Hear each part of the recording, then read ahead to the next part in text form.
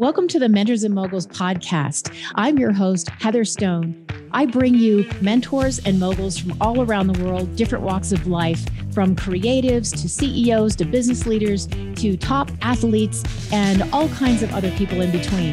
If you like our episode today, all of our podcasts are available on our YouTube channel.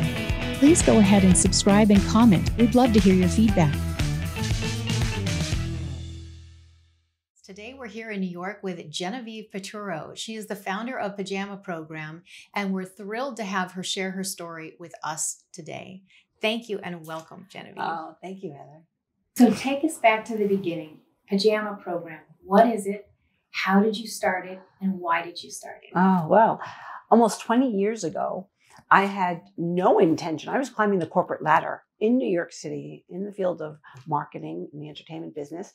And I thought everything was great. I was in my mid-30s and I was in a great job, I thought, everything I wanted. And I realized one day I heard a little voice and I listened to it and it said, if this is the next 30 years, is this enough? And I thought, wow, I never thought about it. My life is great. I love my job.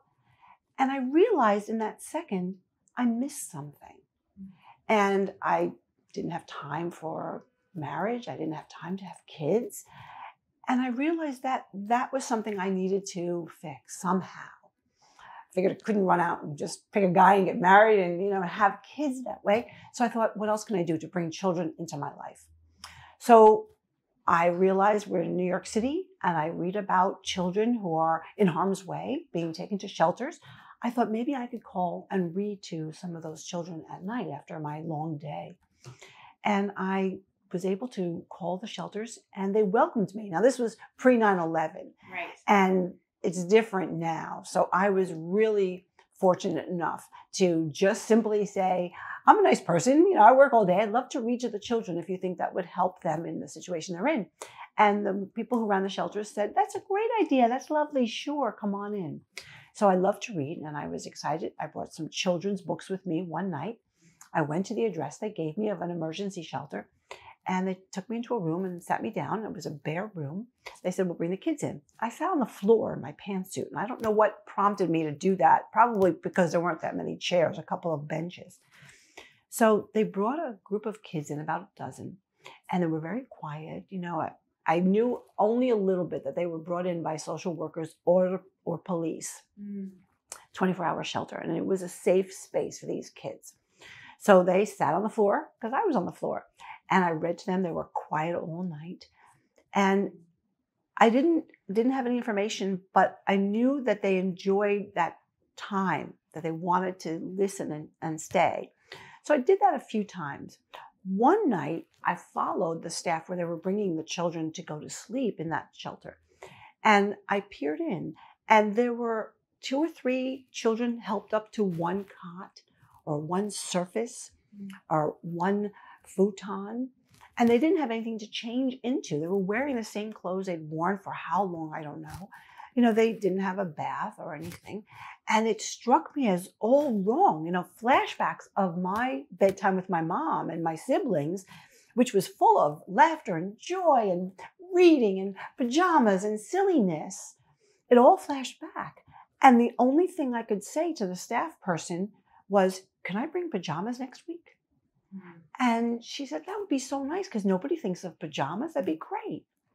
So all I could think about all week was getting pajamas, and I didn't know what ages or who would be in the shelter. All I did that week was shop for pajamas. Oh my gosh. And I brought a whole bunch of pajamas. The next week, same situation, sat on the floor. I figured they'd like that. And I had 2 bags, books and pajamas. So when the kids came in, sat on the floor, I read the stories to them. And then I said, you children are going to have a special treat. So I have a present for you each. Stand up in a line, which they did. And I would pull out a pair of pajamas from this plastic bag that I thought would fit the child in front of me. And I got to a little girl halfway through, and she was in pink, and she was disheveled, and her clothes didn't fit very well, and her ponytails were lopsided, and she was timid like all of the others. And I pulled out a pair of pink pajamas because she was wearing pink, and I figured she'd like them. And I tried to give them to her. And I said, honey, these are for you. And she just shook her head, no. She wouldn't take it. She wouldn't take them. And I tried to coax her, and she still shook her head no. So they wanted to take her to the room to sleep, and she didn't want to go. She wanted to stay and watch me give them out. So they said, okay. So here I am watching them, and I'm watching her, and I'm giving out the pajamas. Finally, she's the last one, still there. And I gave her the same pair of pajamas, and I just leaned into her, and I said, honey, these will fit you. Would you like these pajamas?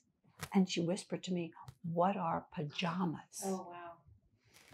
And I didn't think I heard her right. And I looked up at the staff person, and she mouthed, she doesn't know what pajamas are. And I found myself explaining to this little girl, who must have been 6 or so, what pajamas were. And she let us put them on, the staff person. And then she had this huge smile. And I was trying not to cry because I didn't want her to think she had said something wrong or she made me cry. And then off she went. And then the staff couldn't tell me much, but they just said, there's a whole world in here, and pajamas are just a luxury, and they sleep in their clothes. And I couldn't stop thinking about it. And it's just that moment that I chose to pay attention to myself, that there was something missing, that led to lots of sleepless nights and lots of contemplating, what do I do about my job? And this is more important. And that's how it started. And it's been about 20 years. And thankfully, there are so many people who felt that same thing I did, that this is not right. There's an easy fix. Right. And we're fixing it together. Wow. Oh, it's amazing. All that you've done. I know that you've had, do you know how many pajamas that you've had donated over the years? Yes, we're just past 6 million pajamas and books nationwide to children in various circumstances who need a good night for a good day. And it's just growing, and the wait lists are growing, but we serve children across the country in every city and every state. So every city, every state. Mm-hmm. So you had that aha moment of there is something more to my life. And this was your calling. And you're kind of like the fairy godmother coming in for all of these children that are really in a state of emergency and a state of uncertainty when you come in. Do you feel like you are helping to soothe or calm that state of uncertainty in some little tiny way when they come into them? I'm sure they're ripped from their situation and put into all these strangers, and they don't know what's next, right? Right. Well, we do. I mean, I do a lot of praying and a lot of hoping, and my husband teaches meditation. So I do a lot of meditating, hoping that, we are making a difference in this niche, this bedtime niche.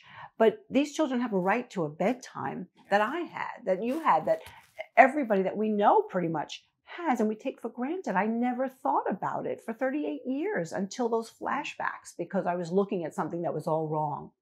But we do believe, we have to believe that those children, whether we see them at one of our reading centers and hand them the pajamas, or they arrive in a box and it's a mysterious special surprise to them in a group home or another group that they're being helped by, that they do realize that somebody sees them and knows they're there and wants them to have that good night. So we do believe, and we will continue to believe, that niche that we serve makes a difference when they're trying to go to sleep at night, when they're worried and anxious and crying because they don't know if tomorrow they'll be moved again, or if things are still going to be wrong tomorrow with the family trying to make ends meet if they have a family that they're living with.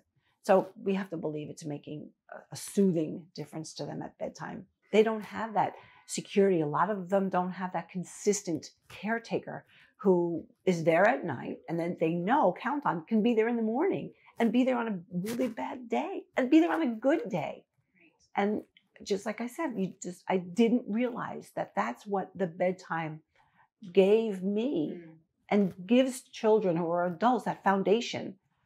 And parents won't miss it now for anything. They'll leave work, they'll leave a meeting, moms and dads, because they know that bonding at bedtime means the world at the end of the day to those children, and the first thing when they wake up. So, we like to say a good night is a good day. Oh, I love that. Yeah. Well, this is amazing. And I know that everyone that is listening here now can find you. The Pajama Program is out there, and we'll put some links at the end of this so you all can find, and hopefully you can start a little organization to donate to this cause as well, because it's just such a wonderful emotional heartfelt. It's a feel-good cause that everybody can get behind. So let's talk about the business side of this. So someone might be watching this saying, you know, I've got a great idea. I want to start a nonprofit. I want to start something like this or help a cause. I have no idea where to start. So can you help us kind of peel back the layers and say, what did you do next? Once you had that aha moment, what did you physically do to get others involved or to form your organization, which is now thriving, by the way? Talk a little bit about that and the pathway to really making this your everyday life. Did you go back and quit your job immediately? How did you make that transition? Yes, all of the above. Okay. I had no clue. I mean, I volunteered and I gave money sometimes when I could, but that's the extent of what I knew about the nonprofit world. I didn't think we would grow this much. I thought it would be something I could do because there was a hole in me of the nurturing kind. So I say, if I could do it, anybody could do it. And I really felt my way through. And I trusted, like I said, I prayed a lot, I meditated a lot, but I did a lot because keeping busy and just doing what needs to be done will help things evolve. So I started to go everywhere with pajamas and books after that little girl asked me, what are pajamas? So all the places I went to, and I called more. When I started bringing pajamas with the books, I would get calls from shelters. So it was taking up every minute of my free time. Now, I hadn't met the right man to marry, but the universe takes care of things. And when I was going through oh my goodness, I have a career. Am I going to just throw that away? I met a great man who immediately got it. He said, go for it. And I was nervous about telling him that to throw away this, really good career because I'm thinking about giving pajamas and books to children in shelters. And he was all for it. So he was my helper, everything. And he drove the car. He waited for me in all the parts of New York and Yonkers that I wanted to go up to the shelters in. And he packed the boxes with me. But I worked nonstop at my job because I wasn't sure what I was going to do and through the night. And it was when people who were my friends saw what I was doing, they wanted to help. So people were giving me pajamas and sometimes they would come with me to read to the children. So it was very, very organic and still is very grassroots to this day. And the legal and the board and the 501c3 came about organically as well because we were in a national magazine and people felt the need to do something because it was right after 9/11 and the whole world was about loving and caring each other. And the little article that appeared in a national magazine caused so many people to run out and buy pajamas and books or write a check and mail it to my home address. So they found me. I was easy to find then. And the letters, some of them said, do you have a 501c3? And literally looked at my then husband with all these boxes that we were living with in this one bedroom and said, what is this 501c3 thing? So I realized in that moment that this was real and that all these thousands of people trusted me with their notes to get my pajamas to the children. Can you get my books and pajamas to the children? So I had to literally call up people and say, what is this 501? So I learned as we went, not necessarily, now I can mentor and tell people who are thinking about a nonprofit, you have to get your 501c3. That means getting a board. That means getting a budget. But I had no clue. And I just was always catching up. But the passion was there. So while I wasn't doing very well at my job anymore, my mind and my heart was doing everything right because I was trusting it. So it sounds like I'm big on intention. I'm big on using your inner intuition. Yes. Women's intuition is great. Yes. Men have it too. But I think it's very important because it drives us.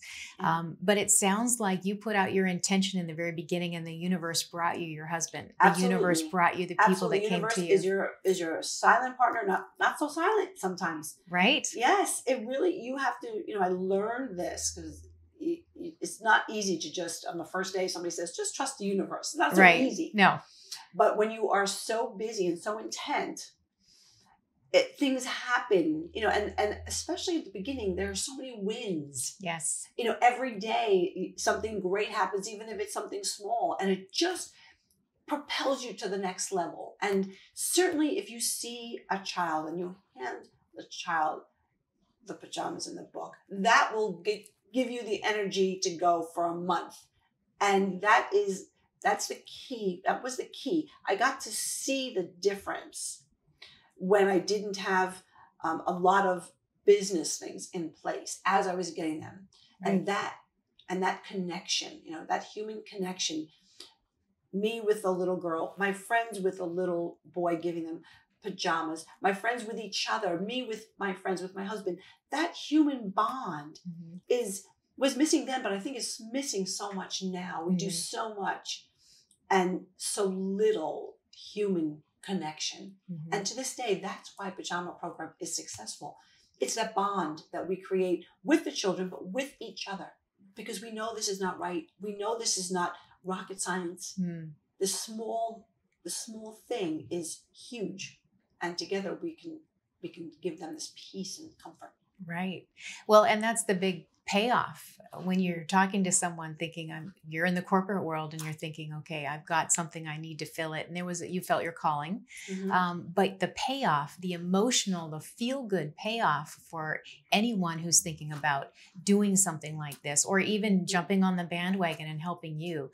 I think that's got to give a whole lot more than a paycheck. That's got to just fill you up inside and say, I'm making a difference. And you started a movement. So, bravo to you. You started a movement. That's really amazing. It takes a lot of people. If it didn't, I'd still be walking around with a plastic bag of pajamas. Right. So it took a lot of people who felt the same way, who connected the same way. Well, you tapped into something wonderful. That old story of throwing a pebble in the pond and watch the ripple effect. So you were the pebble. Oh, I hope it lasts forever. There's lots of children. Why not? Feel good with a pair of pajamas and a book for bedtime. Why not? So you're thinking about children. You're thinking about how they feel when they're younger, when they're ripped out of their situation and they're in that land of uncertainty. We have a lot of viewers that are maybe in the land of uncertainty, of not feeling fulfilled with their current job, or maybe they just got out of college and they have absolutely no idea, where do I go with this degree? I want to be like you. I want to do something like you've done. Can you give us a few pieces of advice that you would tell your younger self? So my famous question is, what would you tell your 27-year-old self who wanted to embark on a path, maybe like opening up a 501c3? Right. What would you tell them? Any useful hints? Sure. I worried so much, as we all worry. And I think I would tell any 27-year-old, including me, if I could go back there, take it one step at a time. You don't have to have all the answers, because I stayed up at night thinking I'm supposed to have all the answers and afraid to ask people. But I didn't have the answers. So I took it one step at a time, even though my mind was thinking 10 steps down the road, and what if, and what if, and what if. I had to literally train myself and stop myself, which took a while, to stop being anxious about what ifs and just go step at a time. Ask people in the know. Ask everybody. I knew nothing about what a 501c3 was. I knew nothing about running a nonprofit. I knew nothing about budgeting. I was a creative director and marketing director. I could make you a great promotion, but I wouldn't know how to sit down and write a grant or write a letter. Right. But a letter, asking for funding. But if you take what you know in your heart and what you do well, and we all know what we do well, I knew this touched me so strongly that I could convey it. So I would talk to an attorney and I would beg, borrow, and steal their help for the lowest price possible for the paperwork that needed to be legal. And I would go to a CPA and I would ask people who knew me, could you help me with this budget? Would you be on my board? I asked strangers who I had a good feeling about if they'd be on my board, in addition to a couple of friends who I knew well. I did one step at a time, instead of trying to get everything done and being fearful that I wouldn't. I would also say, listen to your aha moments. So many of us, including me, didn't listen to a lot of moments probably that came about. But for some reason, I listened to this moment. Mm-hmm. And I think we need to pay attention, and younger women and men need to pay attention when something pops up that questions the road they're on. And it does. It questions. And most of us in those circumstances push on.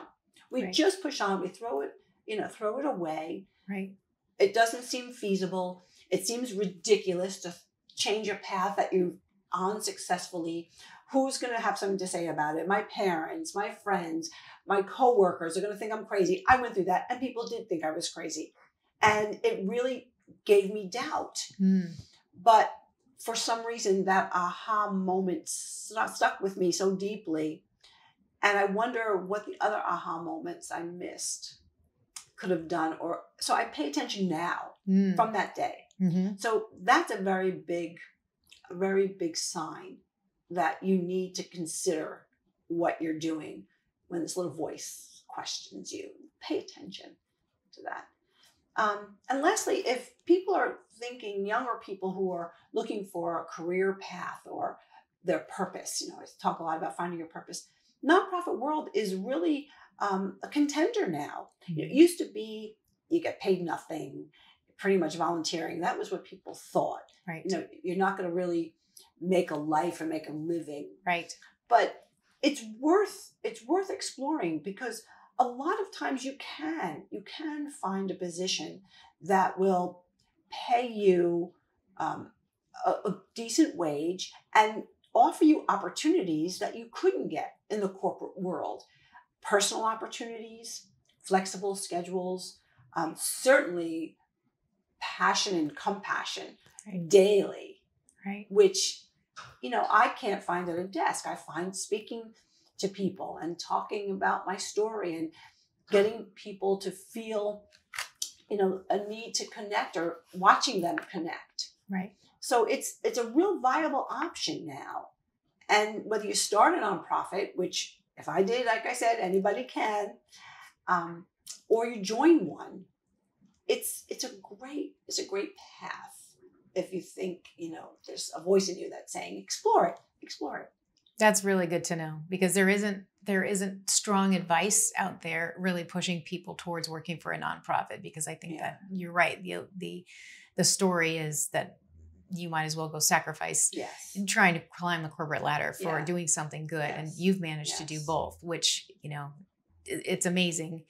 But it's a great testament to your living proof that you can do it both. You can. I talk to a lot of women who, similar to me, are on one track. Mm-hmm. Men too. I don't want to say men don't have sensitivity. Oh, sure. Of course they do. Yes. And I speak to them too. And a lot of us start down one road, and then it's like, is this all there is? I think I'm going to do something else. And, I say I wish I had started Pajama Program at the beginning of my career, but then I would have learned the lessons, right? So you are where you are when you're ready. Right. Yeah. Right. What do you think that, looking back, now that you've had some time and going through 2 careers, I'll say, what do you think that you wish you would have done more of? Anything along the way? Is there anything, whether it was related to Pajama Program, just being a woman in the work world, or just in life in general? What would you wish you would have spent more time doing from past to your present date? Is there anything out there? I think I involved my family in Pajama Program. Mm-hmm. And I think and when I was on the corporate ladder too, I was so tired all the time of working all the time that in my downtime, I just wanted to be alone. Mm-hmm. And I think that excluded a lot of relationships. Clearly, I didn't get married until I was 38, 39, because I just didn't make time. And I probably missed out on some things. I was a workaholic, so I didn't get married and have kids. I wanted to bring kids into my life.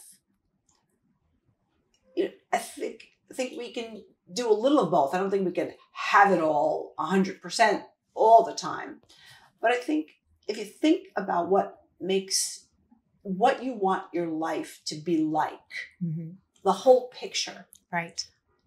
I think it would have helped me. I think it would help everyone, but we're in such a hurry. We don't really take the time to think about all the pieces of our lives, and how maybe you can't have it all at one time, 100%, but maybe you can have a little more of the downtime, or the little more of the family, or a little more of a relationship, or the little more of children if you don't have it, or maybe wait to have children if you had them right away. I think we all should take some time to think as early as we can about the whole picture. And, I do a rocking chair test from time to time. I picture myself, 80 years old in a rocking chair. And what would I feel good about that I did? And for me, I always say, I just want to hear from a couple of children that will find me one day and say, I was one of those kids, and I was in a shelter, and one night I was crying and they brought me these pajamas, and I felt so good, and I felt like somebody cared about me. And I just want you to know that. And I just, I have godchildren and nieces and nephews, and that's what makes me feel that my life is worth something, that rocking chair test. I like that. And none of it is, how many contracts did I do? Right. It's I love that. How many people did I touch, and how many people touched me? That's most important. That's most important. And I would say most people would say that. And I would hate to think it would come so late for so many of us. That is probably one of the best pieces of advice that I've heard in a long time. So I hope everybody that is watching this is listening. Write that down. Keep it in your phone. Put it on your mirror in the morning. The rocking chair test. I absolutely love that. Let's now focus a little bit on the things that you wish you would have done less of. We all have things as we look back saying, wow, I really wasted my time on this. And it really didn't matter at the end of the day. So is there anything that you think, if I had to do it over again, I would have not wasted my time on blank? Right. Yes, I always remember wanting everything to be perfect. And I learned a couple years in, it's okay if it's not perfect. It's more important to do it. Get it done. Get on to the next thing. Because what really will bring people to you for any reason is your genuine sincerity about something. Right. Whether it's business, or whether it's nonprofit, or whether it's volunteer work, people will feel that. That's what it's about in anything. It's the human connection, like I was saying. And it doesn't have to be perfect all the time. I mean, I make spelling mistakes, and I'm quick, and things will get away from me, and always have. But I spent too much time waiting for everything to be just right before I took the next move. And that's a disaster, because even for jumping into anything that you want to do, if you feel strongly, jump in. If you wait for it to be perfect, you're never going to do it. It's not going to happen. It's protection. I understand all, you don't want to make a mistake. You don't want to look like a fool, but it's never going to be perfect. You can't wait. You have to trust. You have to jump into the pool, splash around, and figure it out. And secondly, I spent way too much time thinking that I wasn't smart enough, that I would embarrass myself because I didn't have an MBA in how to start a nonprofit. I just did this as a regular person. And so that made me afraid to show that vulnerability and ask for advice and ask the simple questions like, what is a 501c3? Because I just felt like I was going to be so humiliated and that would destroy everything that I wanted to do and everything that was Pajama Program. If I showed, the leader, the founder, that I had no business being in this space. And it stopped me too often from just being bold and just saying, I want to do this. I have no clue. Can you help me? And when I started to realize that people who really connected with what I was doing were offering to help me, I thought, wow, I could have just asked them a year ago. Right. Instead of just thinking, they're going to think I'm so dumb. and I'm going to be just an outcast and everyone's going to know and they're going to laugh at me. I mean, I stayed up nights thinking I was going to humiliate myself and everything I was doing. And it's not true. We all have questions. We all, especially when we're changing careers, when we're starting something new, we don't know. And why are we pretending to know? Right. People are more than happy to help. And that's another way to connect. Just ask for help, or you just laugh and say, I don't think I'm a dumb person, but I have no clue. Can you help me? Well, we weren't born knowing everything. I mean, no, life I don't is know why about we learning. think we have to, Right. and why we're so embarrassed Right. to say, even to ourselves, I can find my way. I don't have to know everything today. I couldn't have said that any better myself.